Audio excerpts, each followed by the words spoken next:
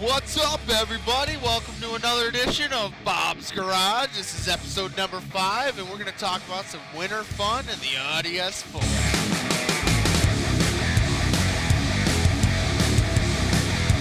So after our brutal cold winter that we had, February finally rolled around, and we had a bit of a small blizzard.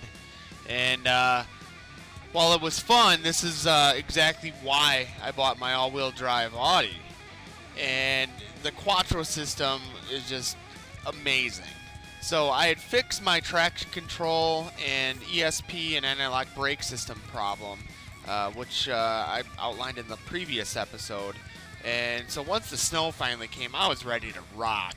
I'm just rocking some basic stock tires. They're pretty bald, nothing fancy, nothing special.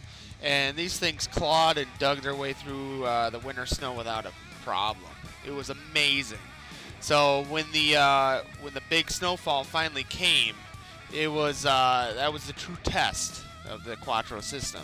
So we had received somewhere in the neighborhood of about 11 inches of snow in a very short period of time.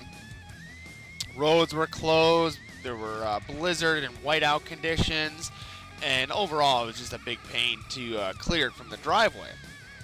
Well, where I live, it's very windy, and it's we always have problems with snow drifts.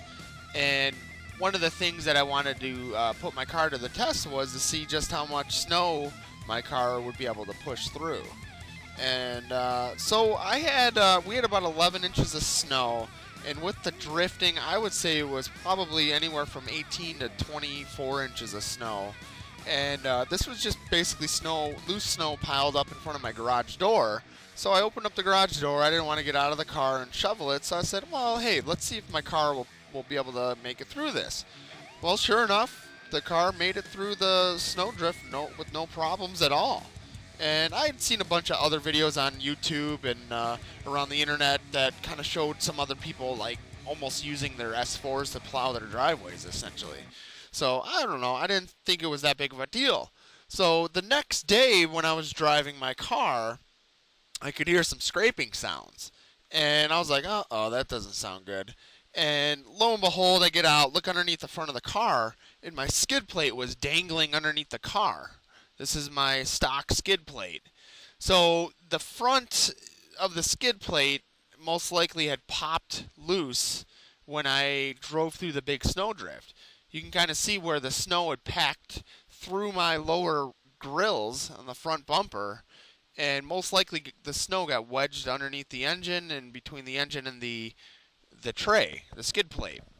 So once that skid plate popped free, it was basically scooping up snow, which is never good, and the stock little puny plastic skid plate essentially just ripped off. So normally it wouldn't be that big of a deal, but it did cause a little bit of damage to my front bumper cover, and that pissed me off. So I basically blew a little bit of a crack and a hole in the passenger side on the bottom, and at some point I'm going to have to either fix that or replace the front bumper cover. So I'm not quite sure which route I'm going to go. As I work more and more on the car, I'm just I'm happy with what it is for now, but eventually once I start working on appearance or whatever, like let's say I get some rims or something, I might want to go with an RS4 front bumper cover, or if I can come across a stock one for cheap or nothing, I might go with that route. So anyway, what I ended up doing was I broke the front bumper cover, I ripped off the stock skid plate, and all this happened within most likely because I drove through that really, really deep snowdrift. So it is what it is, but you know what? The car itself made it through the snow, no problem. Though the one thing that really kind of bothered me was the in front of the passenger tire in the actual wheel well itself, there's a little bit of a plastic lip or plastic piece of trim that attaches to the front bumper, and that broke. And there had already been a little bit of previous existing damage to the front bumper, but as far as I remember, I don't remember ever seeing this hole.